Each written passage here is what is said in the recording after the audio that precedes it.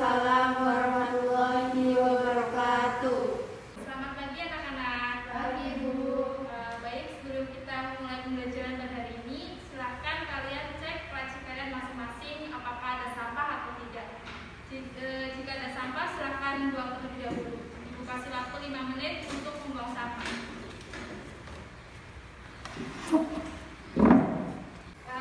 Baik, sebelum kita mulai pembelajaran, Ibu akan absen terlebih dahulu ya. Nisa Arum, hadir. Putri, Hadir, Bu. hadir Lia Eka. Oke, baik, hadir semuanya hari ini ya. Nah, sebelum kita masuk ke materi hari ini, apakah yang masih ingat materi kemarin kita bahas tentang apa ya? Indeks Indeks harga. harga. Iya, betul sekali. Kita kemarin bahas materi tentang indeks harga. Nah, hari ini kita masuk ke materi selanjutnya yaitu inflasi. Jadi materi indeks harga dengan materi inflasi itu ada keterkaitannya satu sama lain.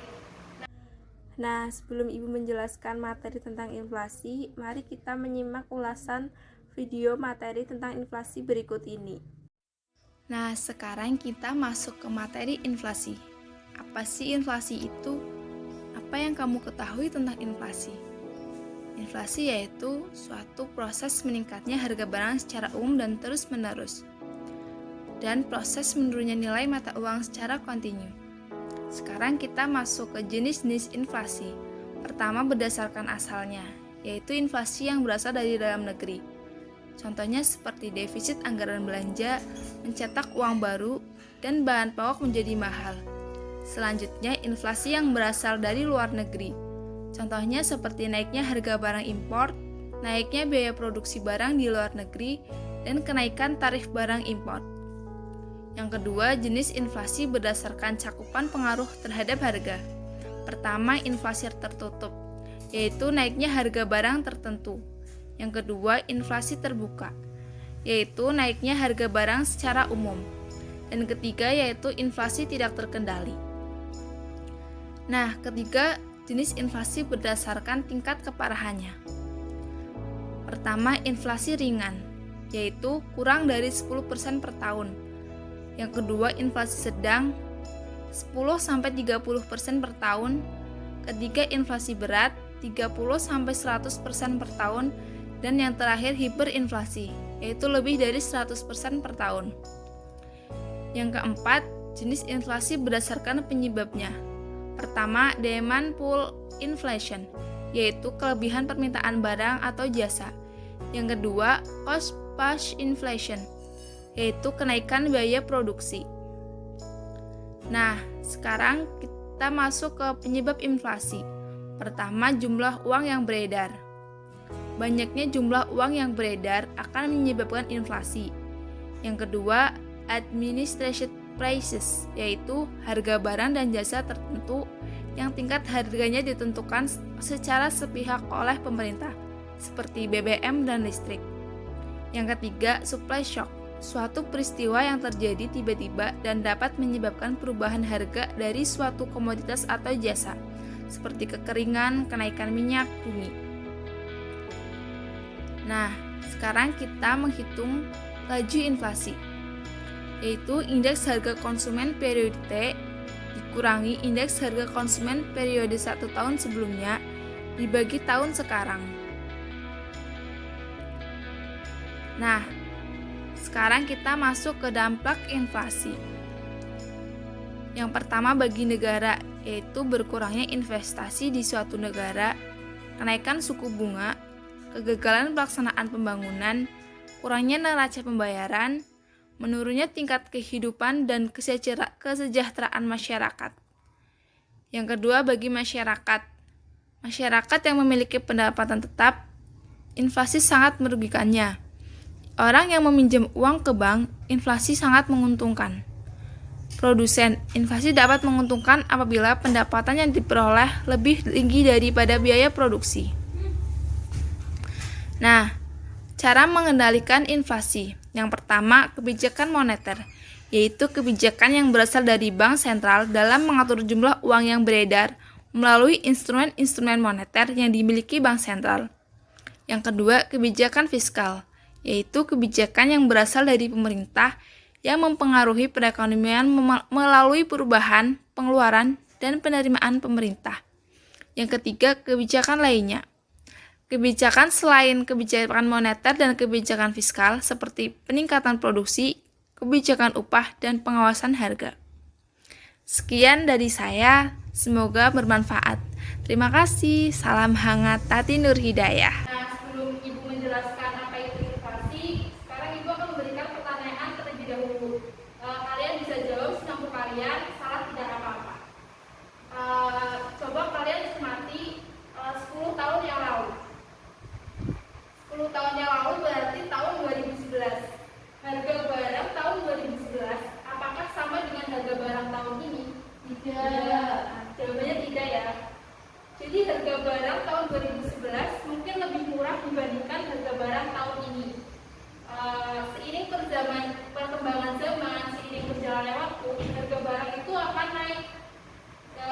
Banyak sekali pengaruh naiknya harga barang itu. Salah satunya yaitu kebutuhan masyarakat yang semakin banyak, permintaan yang semakin banyak, itu mempengaruhi kenaikan harga.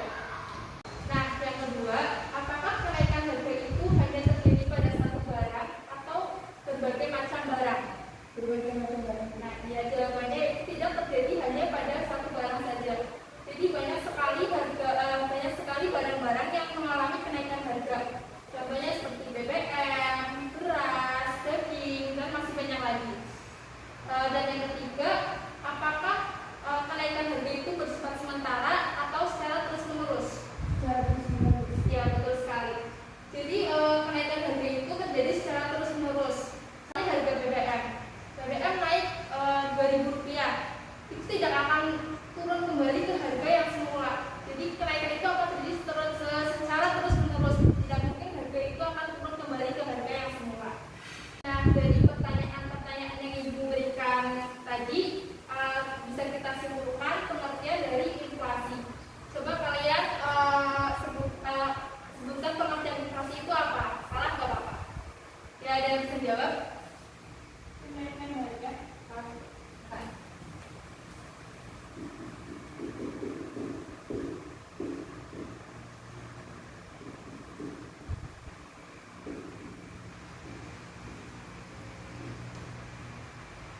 Ada lagi yang bisa menjawab?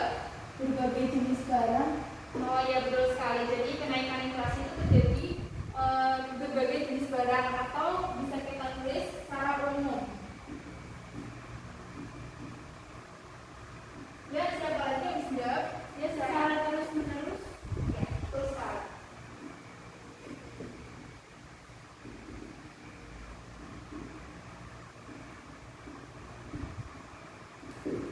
Nah, kenaikan harga. Ya, inflasi itu artinya kenaikan harga. Artinya harga itu akan naik terus-menerus setiap tahunnya. Ya, yang bersifat umum itu artinya tidak hanya satu barang saja. Nah, kenaikan harga. Jadi kenaikan harga di sini yaitu harga barang yang mulanya murah menjadi lebih mahal. Ini terjadi secara bertahap, tidak sekaligus. Kalau yang umum ini artinya tidak terjadi hanya pada satu barang saja. Kalau secara terus-menerus artinya bersifat terus-menerus, tidak ada penurunan kembali. Nah, jadi kesimpulannya pengertian inflasi itu adalah keadaan perekonomian di mana terjadi kenaikan harga secara umum dan secara terus-menerus. Baik, sekarang Ibu akan memberikan contoh kejadian nyata yang ada di Indonesia. Contohnya seperti sekarang ini, hari-hari mendekati Ramadan dan mendekati Lebaran, terjadi kenaikan harga di berbagai jenis barang. Contohnya seperti beras, daging, cabai, bawang merah, bawang putih, dan masih banyak lagi. Hal itu terjadi karena mungkin kebiasaan ya di Indonesia. Ketika Lebaran, mereka itu akan berkumpul dengan sanak saudara, akan silaturahmi dengan sanak saudara. Jadi mereka itu mempunyai pikiran menjamu. Nah, mungkin udah menjadi kebiasaan orang Indonesia ketika Lebaran atau hari-hari raya, mereka itu akan berkumpul dengan sanak saudara, akan silaturahmi dengan tetangga dan saudara yang lainnya.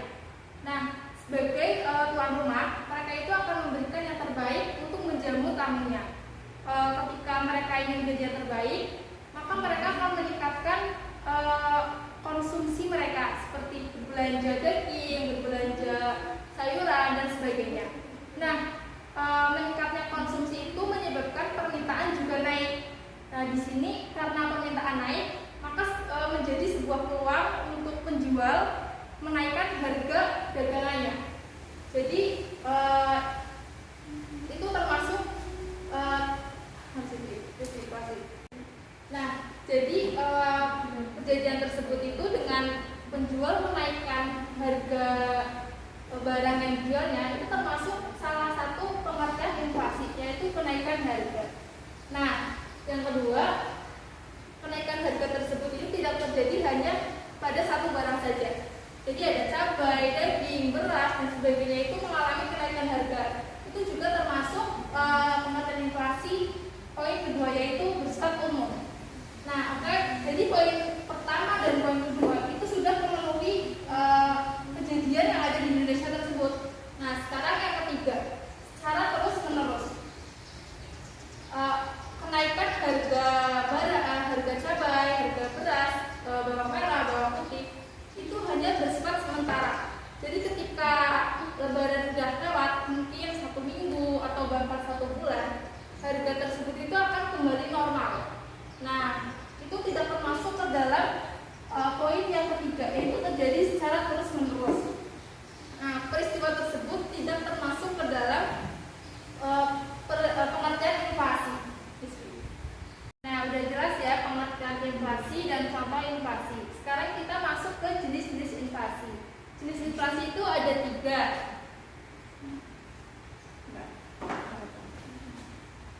Nah, jenis inflasi itu ada 3.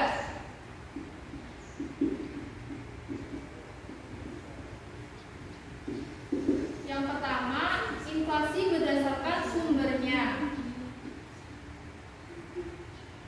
Ada yang tahu inflasi berdasarkan sumbernya itu apa aja? Tidak. Maksudnya jawab kan jawab.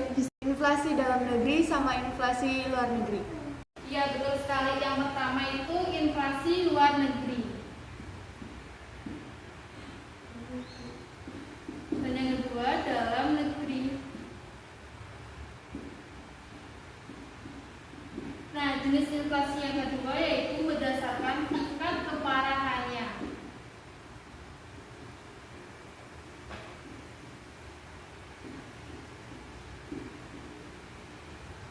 Yang pertama inflasi ringan. Yang kedua inflasi sedang. Ketiga inflasi berat. Dan yang keempat hiperinflasi.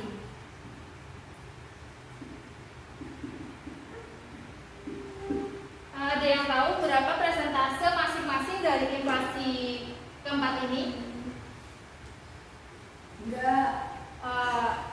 Baik, inflasi ringan itu presentasinya 10%. Kalau inflasi sedang itu 30%, inflasi berat 100%, dan hiperinflasi itu lebih dari 100%.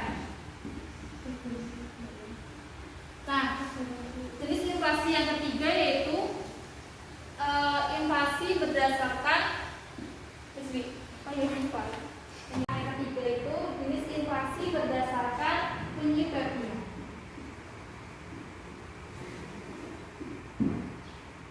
Yang pertama adanya kenaikan permintaan.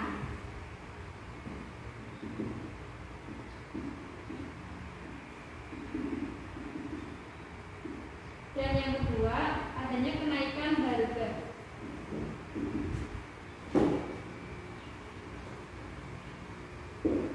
Nah, sekarang Ibu akan menjelaskan satu-satu dari jenis-jenis inflasi tersebut.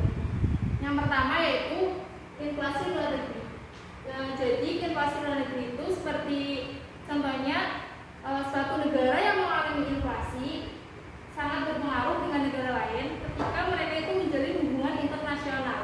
Jadi kedua negara tersebut itu sama-sama mengalami inflasi. Nah, yang kedua itu inflasi dalam negeri. Contohnya itu di Indonesia pada tahun 1997 dan 1998 terjadi krisis moneter. Nah, kejadian tersebut itu mengakibatkan inflasi yang sangat berpengaruh terhadap perekonomian Indonesia.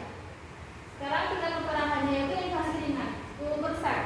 Kalau inflasi ringan itu belum berpengaruh terhadap perekonomian negara, jadi masuk dalam kategori ringan. Nah, yang kedua itu inflasi sedang, 30%. Inflasi sedang juga belum berpengaruh, belum berpengaruh terhadap perekonomian negara, tapi sudah berpengaruh terhadap kesejahteraan. Nah, sedangkan inflasi berat yaitu 100% sudah sangat berpengaruh terhadap perekonomian negara. Nah, yang terakhir hiperinflasi. Hiperinflasi itu terjadi inflasi yang sangat benar-benar sudah melewati batas, artinya sudah tidak dapat dikendalikan oleh kebijakan inflasi. Nah, yang ketiga jenis inflasi berdasarkan penyebabnya, kenaikan permintaan dan kenaikan harga. Contohnya tadi ketika Lebaran.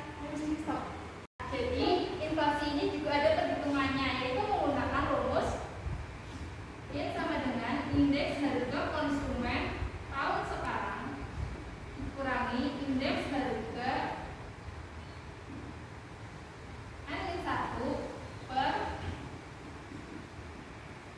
N-1 dikali 100. Ini rumus penghitung inflasi. Sekarang Ibu akan memberikan contoh soal untuk menghitung inflasi.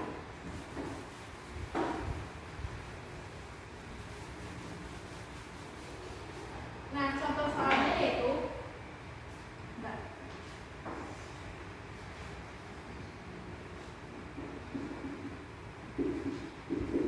diketahui indeks harga konsumen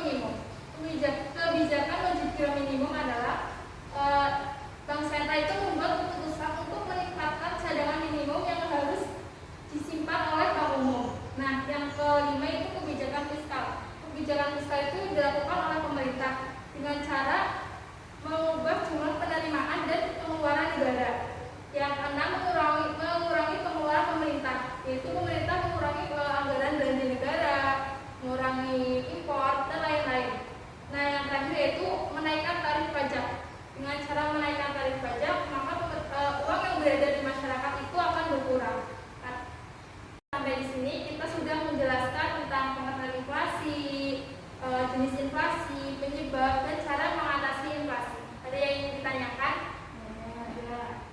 Baik, ini waktunya sudah habis ya. Kayaknya cukup sekian pelajaran hari ini. Kita lanjut pertemuan minggu depan. Terima kasih. Wassalamualaikum warahmatullahi wabarakatuh. Waalaikumsalam warahmatullahi wabarakatuh.